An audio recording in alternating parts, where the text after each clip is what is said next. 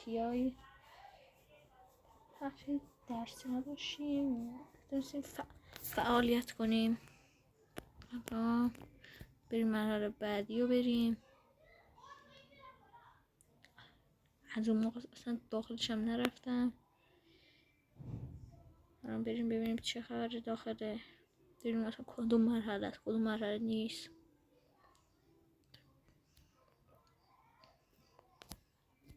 بریم کدوم مرحله است.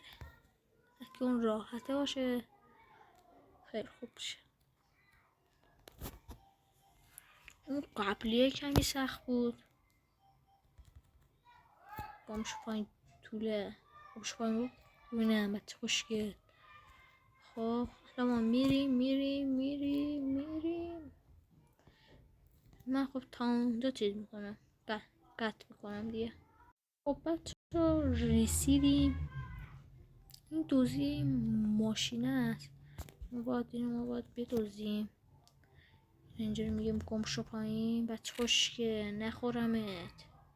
چجوری میندازیم پایین. بعد زیادش ماشاءالله ماشین هم داره میزنه زرت تا زرت. من بدبخت باید تعمیرش کنم. اینو میریم داخل. اصلا بچه های همشون وحشه.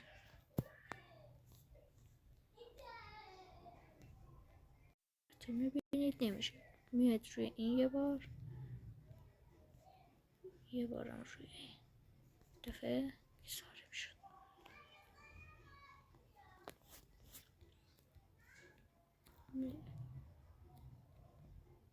ببخشید که سر و صدا خیلی زیاده چون کوچه ما خیلی سر و صدا دارن. بچه اون همشون مریضن. شبا هم بیرونن ماشاءالله.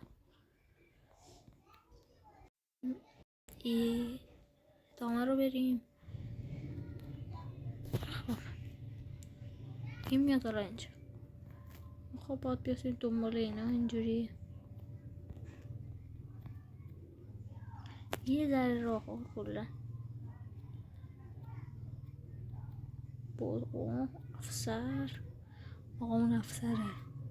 سلام بی سلام خوبی؟ اینجا رئیس جمهور کیه؟ یه نفر معروفه. نمیدونی چقدر بود. حالا ما باید در بریم اینجا. اینجوری باید پرتش کنیم تو دریا. یه فلشن دست و سلام هستی چیکارش کنیم. حالا برسه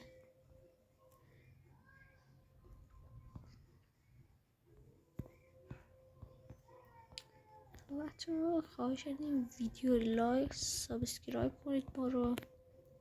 خب کیا ما رو سابسکرایب کردن ولی هنوزم انگار نه انگار ولی زده هیچ کس مشترک. خواهشم ویدیوها رو کامل ببینید که سابسکرایباتون نپره. خب بچه اینم از این ویدیو. با یک ویدیو دیگه بدرود. خدا نگهدار.